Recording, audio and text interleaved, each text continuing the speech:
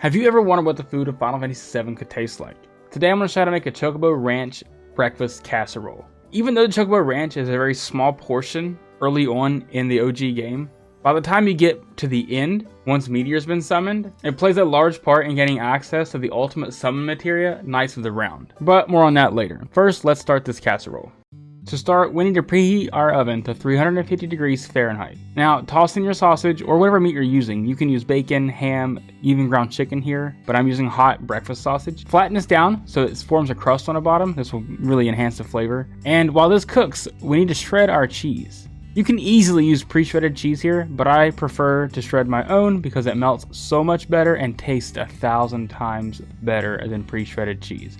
But of course, use whatever you have, it's not a problem. While the meat cooks, let's talk about the history of Bill and his Chocobo farm. Not much is known about Chocobo Bill, but what we do know is that due to an unknown circumstance, Chocobo Bill lost his son and his spouse and began raising his grandchildren Chocobo Billy and Chloe. He opened his farm and began making money with his Chocobos. Together with his grandchildren, the farm is where they raised Chocobos for racing at the Gold Saucer, and for other uses like shuttling people and goods around the area.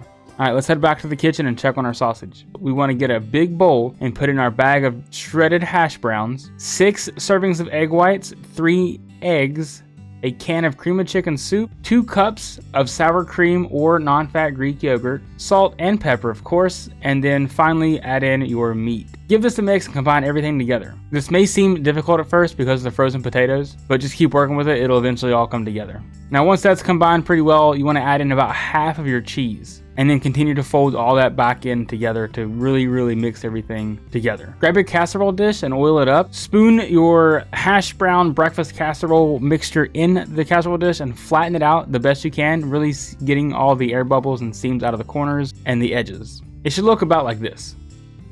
Now throw this in your preheated oven gently and let it cook for about 45 to 50 minutes at 350 degrees. Now, what do you do with all this extra cheese that you have pre-shredded? Well, to keep it from clumping together, you want to put it in an airtight container or Ziploc bag and sprinkle just a touch of cornstarch in it. This will keep the cheese from sticking together and just becoming giant clumps of cheese. And doing this is much better than buying pre-shredded cheese, because pre-shredded cheese has a wax coating on it that really prevents it from melting and kind of leaves a film in your mouth. And just put this in the fridge and let it set till you need to use it. But we'll be using the other half of this later on.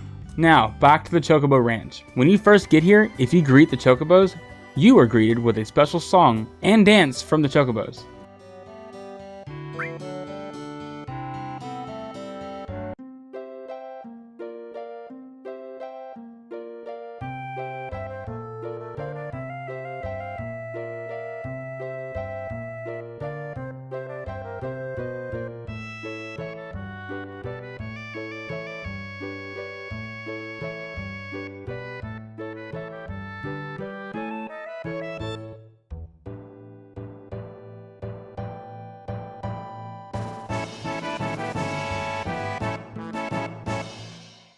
And you get the Chocomog materia if you watch the whole thing. Later in the game, once Meteor is summoned, you will spend a lot of time here breeding and training Chocobos so that you can reach areas not accessible by airship, like most of the materia caves that are scattered around the map. These are home to special materia.